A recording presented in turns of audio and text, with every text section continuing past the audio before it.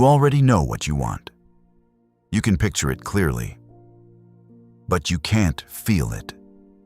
And that gap between knowing and feeling is exactly why nothing has shifted yet. Brain-heart coherence is the specific mechanism that closes it. And in the next 6 minutes, you're going to learn precisely how to build it. Here's where most people hit the wall. And it's not a motivation problem. You've tried to think your way into feeling different. You've repeated the affirmations. You've visualized the outcome. And then you checked back in with your body, and nothing had changed. That's not a willpower failure. That's a wiring mismatch. Thoughts are the vocabulary of the brain. Feelings are the vocabulary of the body. And when those two signals aren't synchronized, you're not sending a clear message, you're broadcasting static. The brain says one thing, the body is still running yesterday's emotional program.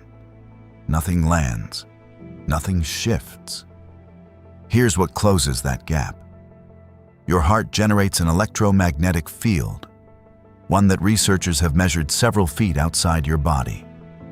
Most people have no idea that field exists, let alone that it's constantly transmitting a signal shaped by your emotional state.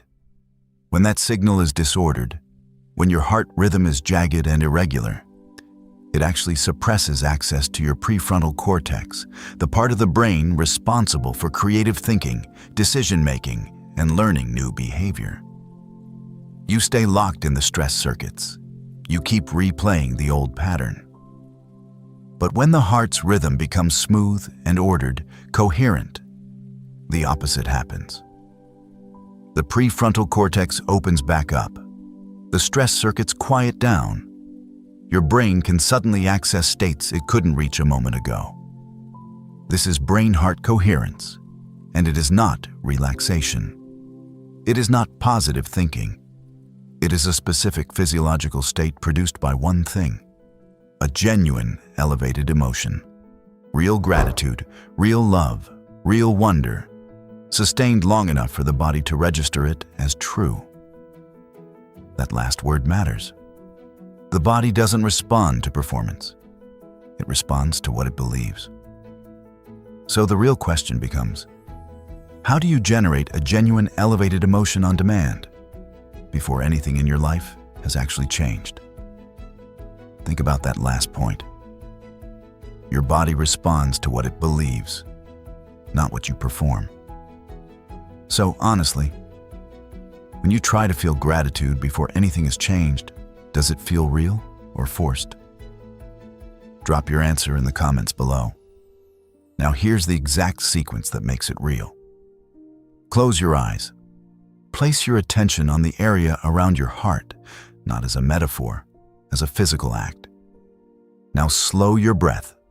5 seconds in, 5 seconds out. That's it.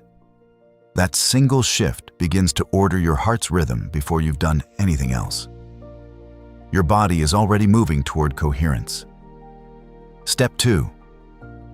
Don't try to imagine a feeling you've never had. Instead, recall one. A specific moment when you genuinely felt gratitude or love or awe. Not a concept, a memory. The face of someone you love. A morning that felt inexplicably right. Hold that feeling in your chest and sustain it. Research from HeartMath shows that around 60 seconds is the threshold at which the heart's electrical signal becomes measurably coherent. Not approximate, measurable. Your body has crossed a line. Step 3 is where brain-heart coherence does its real work. While you're holding that coherent state, mentally rehearse one specific behavior or outcome you want, not as a wish, as something already familiar to you.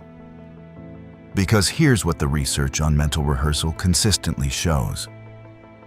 The brain in a coherent, elevated state cannot distinguish a vividly rehearsed experience from a lived one. It begins wiring the circuitry for that behavior right now, before a single external circumstance has changed. Do this for 10 minutes each morning, and something shifts in the hardware. The new emotional state stops being something you practice and starts being something you inhabit. You stop having to remind yourself to respond differently. You just do. That is not a mystical event. That is how neurons wire and how old patterns lose their grip. Every time you catch yourself sliding back into the old emotional program and you return to coherence instead, that is the practice. That is the rep. And the side effect, the unexpected opportunities, the right conversation at the right moment. Those aren't coincidences. They are evidence that your signal changed.